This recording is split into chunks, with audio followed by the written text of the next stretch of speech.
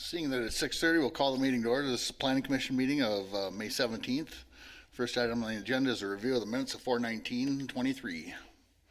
Any additions or subtractions, or is there a motion to accept? Motion to approve.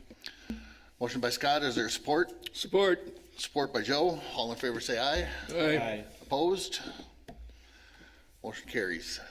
Next item on the agenda is a general public comment. If there is somebody here that wants to make a public comment about something that is not on the agenda tonight, please approach the podium, state your name and address for the record. Seeing that there is none, we will move on.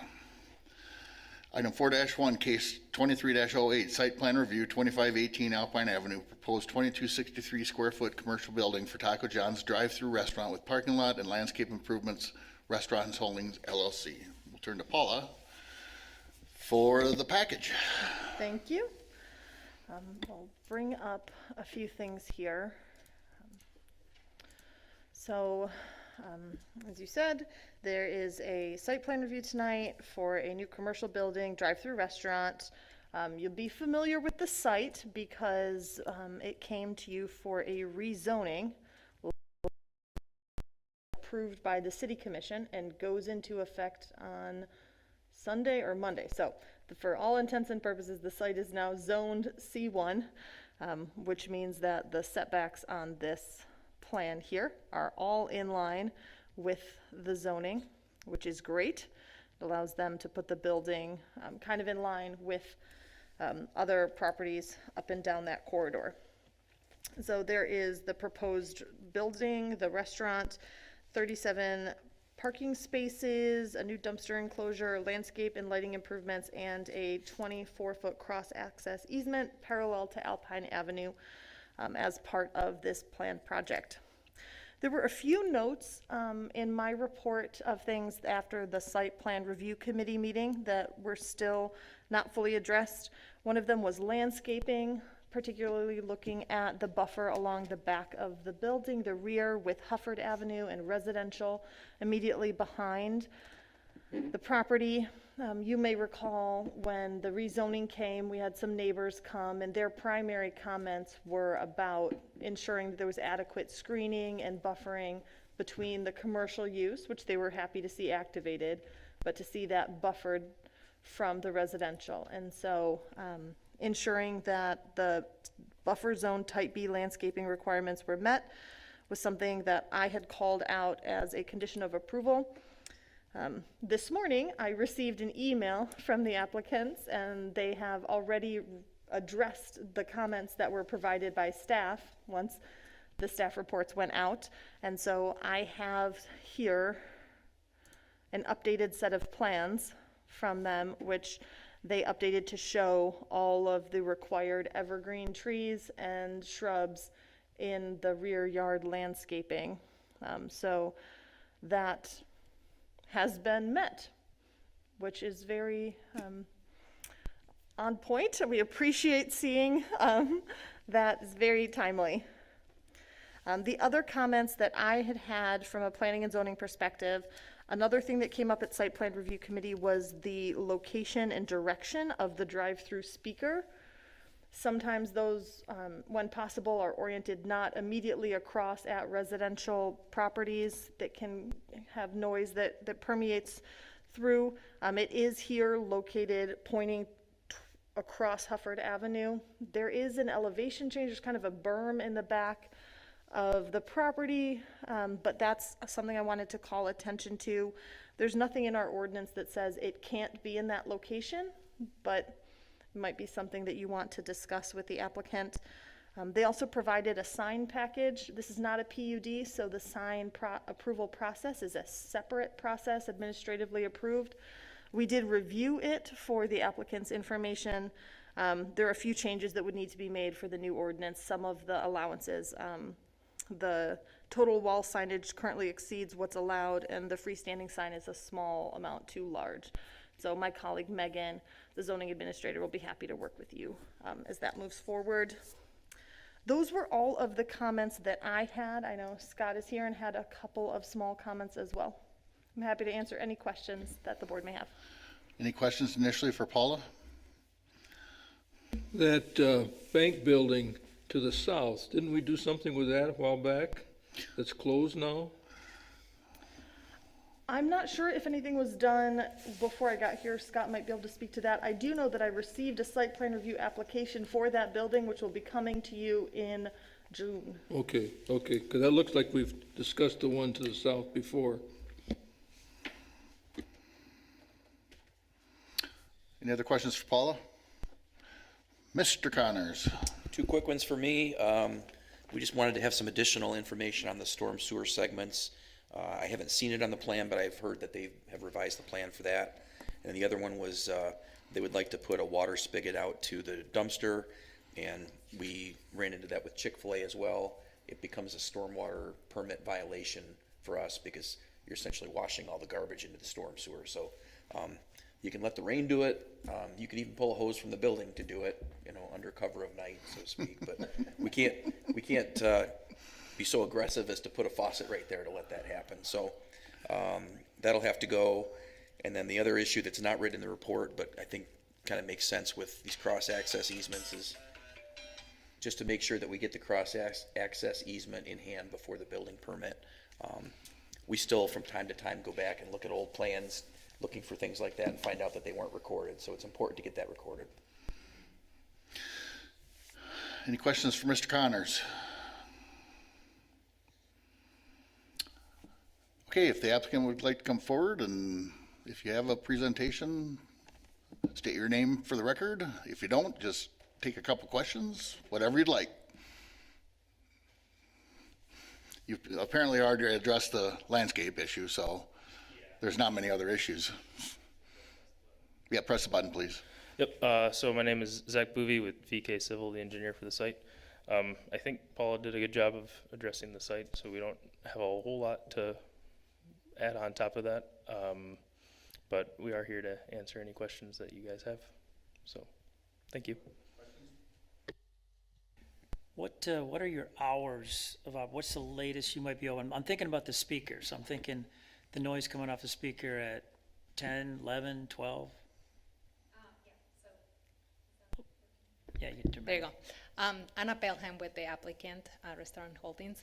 Our hours of operation start from breakfast, so it's gonna be from 6:30 to midnight. And let me address, we understand that there's a concern on the speaker. I wanna let you know that we didn't ignore that concern. We did evaluate the location of the speaker. But there's a 100-foot distance between where the speaker is gonna be located to where those houses are gonna be. In addition, you know, as Paula mentioned, there's like a great difference. There's already some landscape, moderate landscape area there, and we're trees. So I think all that will provide enough buffer to block any noise. Are there any, because I was trying to think of like McDonald's speakers and Chick-fil-A speakers and trying to think of if there's any like covering that could kind of push the sound down towards the car versus straight out, but I didn't get a chance to look at. Yeah, and speakers are like, you know, this Right, the height of the window. height of the window, right? So when a car is there, you know, like they also act as a buffer. I did look the other fast food restaurants that are in the area. I believe there's, let me see here, I know there's a KFC. I don't know if you have ever heard any complaints of neighbors with the speakers. I went down on geospatial today and went down the line, and everybody's facing that way, except McDonald's is facing northeast, which actually faces two properties. So yeah, and they're slightly on an angle. Yeah, they're on a curve. They're still facing the back. Yeah, there's McDonald's, there's KFC, and Long John Silver. They all have their speakers looking on the back. This is nothing different than what's down the street. Yeah, and then the other properties, they're closer to these other businesses, so I don't think it's gonna be an issue. Other questions? Thank you. No problem. Comments or questions, gentlemen? Like I said, the speaker doesn't bother me. I wish it was a little bit different, but if it's too loud, the neighbors can complain too, and I know there's volumes on it, so. There's also a little bit of a berm there, that when I was back there looking at it, it's quite messy right now. Everything's quite messy back there right now. It's a Yeah, big lot. there's a street behind that, Yeah, too. there's a street too So across. it's not that you're right in somebody's face, yeah, and the berm is pretty good size, Yeah. too, yeah. Yeah, it's just kind of messy back there. Yeah, look at that. Looks great. Other than that, anything else, gentlemen?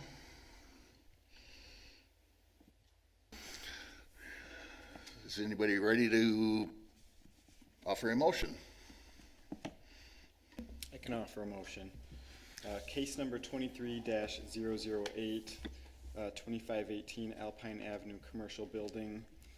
Based on the application material provided, I make a motion to approve the site plan for a new 2,263 square foot commercial building and associated parking lot and site improvements at 2518 Alpine Avenue Northwest, subject to the following conditions and based on the findings of fact noted below. The landscape plan should be amended along the rear lot line at Hufford Avenue to have at least 8 evergreen trees to meet the requirements of 04-344D and to buffer the new use from the adjacent residential development, and I think they've already addressed that. The applicant agrees to all conditions of approval as noted in the city engineer's report dated April 13th, 2023. The applicant shall provide 3 sealed sets of civil engineered plans incorporating the recommended conditions to the Community Development Department prior to the issuance of building or stormwater permits. Findings of fact per section 94-283. The dimensional arrangement of buildings and structures conforms to the required yards, setback, height, and other applicable bulk and placement regulations of the C1 zoning district.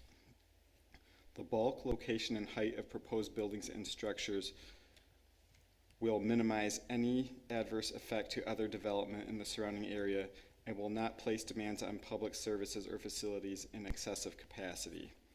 Proper site drainage will be provided so that removal of surface waters will not adversely affect neighboring storm drainage system. The provisions for parking and for vehicular and pedestrian circulation on the site and onto adjacent public streets will not create hazards to safety and will not place demands on public services or facilities more than capacity. Drives, streets, and other elements have been designed to promote safe and efficient traffic operations within the site and shall provide safe and efficient vehicular access to and from the site considering adjacent streets and curb cuts. Exterior lighting will not create undue hazards to motorists traveling on adjacent public streets, nor damage the value or diminish the usability of adjacent properties. Lighting will be adequate for the safety of occupants or users of the site. Landscape buffers will be provided to ensure that proposed uses will be adequately buffered from one another and from surrounding public and private property. All buildings and structures will be arranged to permit sufficient access to emergency vehicles. Thank you, Scott. We have a motion by Scott. Is there support? Support. Support by Pat. Questions or comments? All in favor say aye. Aye. Opposed? Aye. You're opposed? No, I'm sorry, I was gonna make a comment.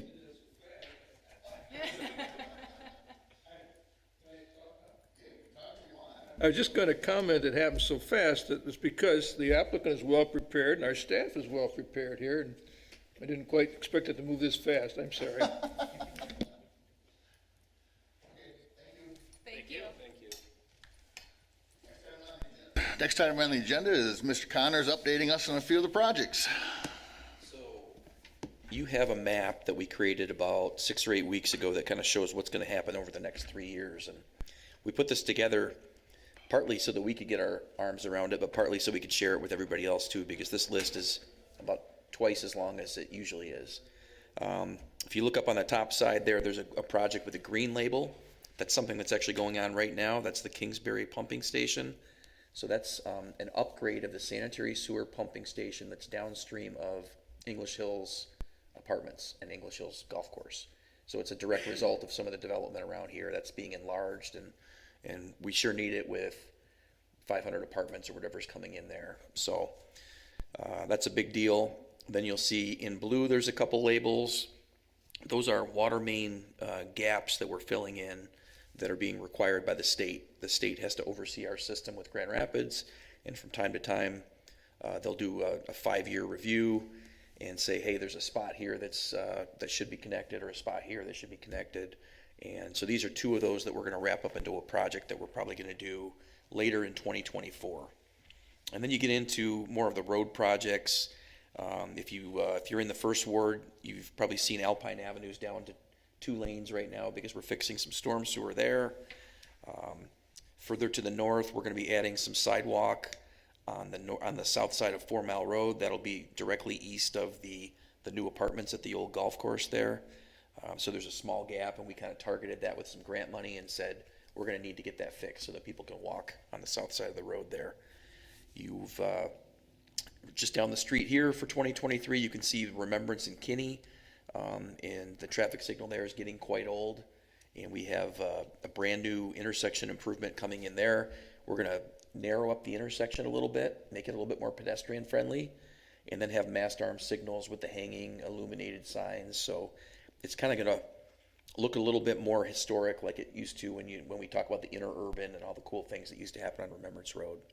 So that will be later this year, probably after Labor Day.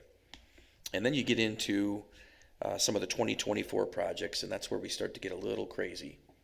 And on the south end there, you've got the DDA streetlight project. There's a chance that we might get started on that yet this fall. That's going to be replacing, I think it's just over 200 streetlights that are out there, and then adding about 60 more on some of the side streets. So that'll be really nice. A very big project.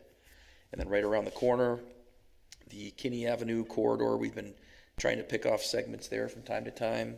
So the piece between Leonard and Lake Michigan Drive is just a 2-lane section with ditches on the side of the road. It's what we call our rural section, but it's not so rural anymore in there. It's definitely suburban, and so you're going to get sidewalk and curb and gutter and a center turn lane similar to what we have north of Richmond and south of Remembrance. What's the length of time on that one? Is it like all summer? All summer. It's probably going to be more like 5 months. Okay. That's a big job.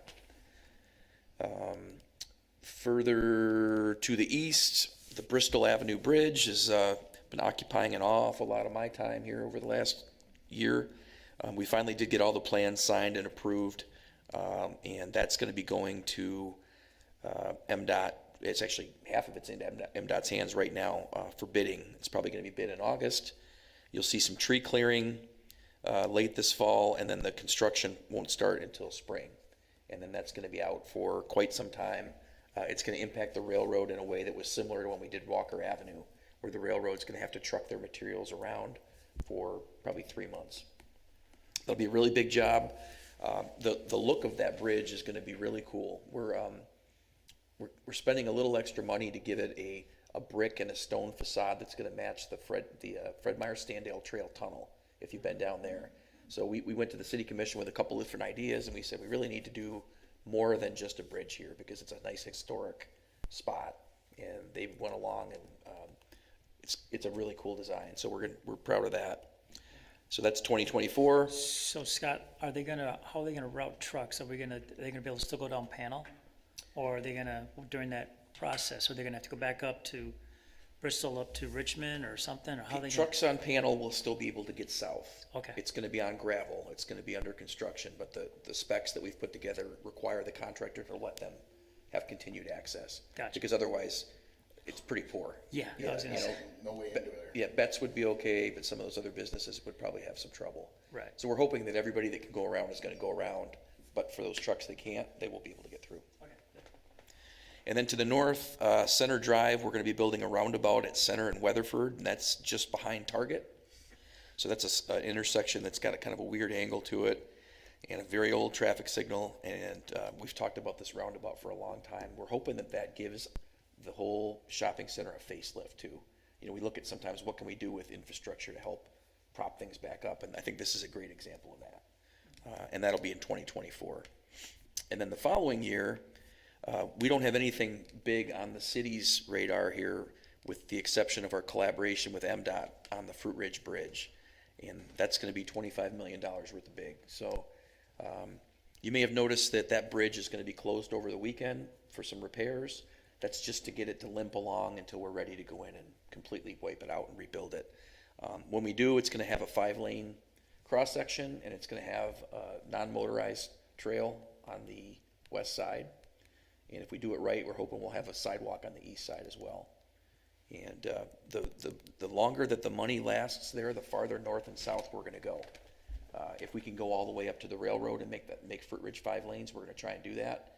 If we can wrap the trail all the way around to Kinney, we're gonna try to do that. But at this point, we don't even have an engineer hired yet. So right now, it's mostly MDOT people that are doing the work, the design work, and they're getting ready to hand that over. So that's a really, really quick summary of what's on here, but it's important, I think, for you guys to know what's going on, because you get a lot of questions. And we wanna make sure that if you have, you know, as much knowledge as you can have, the better off we are. Who comes up with these ideas? And I'm just sitting here overwhelmed a little bit. I'm a little overwhelmed too. Oh, but Scott, think about it. Get the Bristol Bridge done, you get Fruit Ridge done, what's left? Retirement. 3 mile. 3 mile. The 3 mile, that's it. Once you get that done. We'll see, maybe I'll have a couple easy years. That's amazing. What we've done in this, over the past 15, 20 years, to get Northridge to go all the way through, and Yeah, man, yeah, we're in a great spot. this is just fun to watch. So if anybody gets any questions, feel free to reach out to me. I'll try to help out. And one thing I think we probably should do is revisit this every year or two to keep you guys in the loop. And we'll do that. On the north of Bristol Bridge, that's a non-truck route now? Is that gonna stay a non-truck? Technically, it's a non-truck route, yes. So technically, what's gonna happen then would be the truck route's gonna go through the bridge, and it's going to stop on the very first cross street, because there's industrial operations right there. So we'll let them get to the truck route to the south, but they will not be authorized to go north. Now, they are gonna go north sometimes, it just happens. The nice thing is we're not gonna have trucks having the top peeled off at the bridge. And we had a super, super close call, I think it was right before spring break, where that beam that was up there fell down on a truck, and it really scared me, so. Yeah, I'm creating a pool on how many times it's gonna get hit before it gets reconstructed, so it's $100 an entry. Just kidding. Well, I used to do a lot of graffiti on that bridge, just when I was in high school, go down there at night, shh. Is that what we wanna do now? Yeah, no, 2 planning commission members are arrested? that's right, that's right. On remembrance, in front of Lost Art, I noticed now that the weather's gotten better, that people are walking remembrance quite a bit, accessing cars or just the neighborhood itself. I think when that barbecue place ever opens up. They are. Are they open? Well, they're only on weekends now, yeah. Yeah, the food truck or? No, the Stubbs Barbecue next door to Lost Art. Oh, I wasn't aware of that. So, I don't know if the pedestrian island, you got one down by the Yeah. the dollar store. And we used to have a crossing at Walker Village, and there was a traffic signal and a pedestrian corridor there. And when the traffic went away at the D&W, we couldn't maintain the traffic signal. We just couldn't justify it. If somebody got in an accident, we could get sued because we had a traffic signal where it wasn't warranted. So that's now gone. I think as development picks up in there at some point, maybe we'll have to revisit it. But seeing that turn into a storage rental place is probably not going to help get the traffic signal back, because a lot of times there's 0 cars. What's an update on the Lincoln Country Club? Any update on that? They are working along with their phase 1 work. Phase 1 work is to build what we call the spine road, and they've got curb and gutter on that now. It's getting very close to paving, so they're almost ready to turn that over to the city, at which point we can kind of let them go hog wild on some of the buildings back there. Well, they started the buildings already up front. I thought they had to wait on those until they got the whole thing done, but apparently they got two or three buildings almost all done, at least the shell. We certainly don't like to see that, and we discourage it, but the politics plays into this sometimes too, and if they can do it in a safe way, sometimes they're authorized to proceed. Any word on them selling to a local developer for the last part, the actual single-family homes? Because they're dumping a ton of dirt. I mean, I've got dirt in my backyard that's 30 feet tall. Yeah, yeah. Nice looking, huh? Actually, it blocks the noise from the trucks out front, so it's not too bad. I did hear a rumor that they had a builder that was ready to go for the single-family homes, but they still have to come back to you with a final area site plan. Right, I was just curious, yeah. But it's really gonna be set up, because when they get the rest of that road and Lincoln Lawn realigned, they basically have 30 or 40 lots that are ready to go. You know, all the road will be there, but they still have to come through this process. The left-hand turn signal on Leonard, on the Wilson, is that, now that that gas station's almost done? Yep, Is it's, that something that's gonna happen pretty soon, or is it, or we gotta study that some more? no, that was recently approved, and MDOT is designing it right now. And we're gonna pony up a little bit of extra money there and make sure that signal is mast arms and illuminated and all that. So, we're ready. Any other questions or comments? Motion to adjourn? Motion to adjourn? Anybody against it? Great.